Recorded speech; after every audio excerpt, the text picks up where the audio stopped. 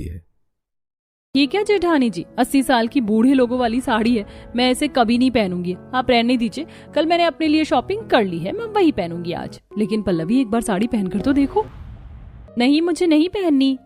तब महिमा वहां से चली जाती है। कुछ देर बाद मेहमान आते हैं तो पल्लवी शॉर्ट ड्रेस पहनकर कोल्ड ड्रिंक और स्नैक्स लेकर मेहमान के सामने चली जाती है।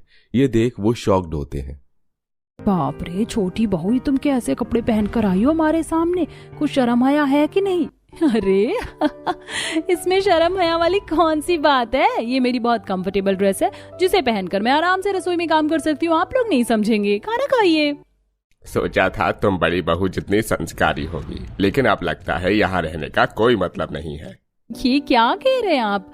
अभी तो मैंने ऐसा कुछ नहीं कहा जिससे कि आप सबकी इज्जत उतरे, और इज्जत तो मैंने भी नहीं उतारी, बस कंफर्टेबल कपड़ों में आ गई हूँ। वैसे भी इतनी गर्मी हो रही है, अब मैं ये सब भी नहीं पहन सकती क्या?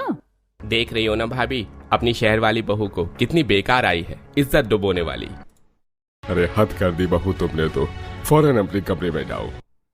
इतने पर भी पल्लवी जाती नहीं है। तब महिमा हाथ पकड़कर उसे अंदर ले जाती है, उसे समझाने, लेकिन वो मानती नहीं।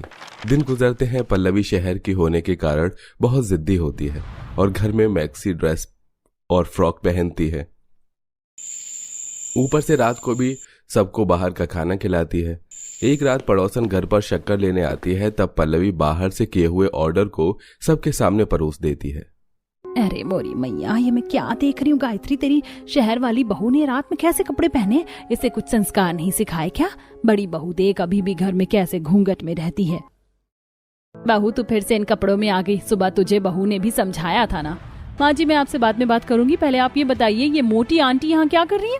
पल्लवी, ऐसे नहीं बोलते, वो चीनी लेने आई थी तो मैंने उन्हें रोक लिया कि रात का खाना खाकर जाएं।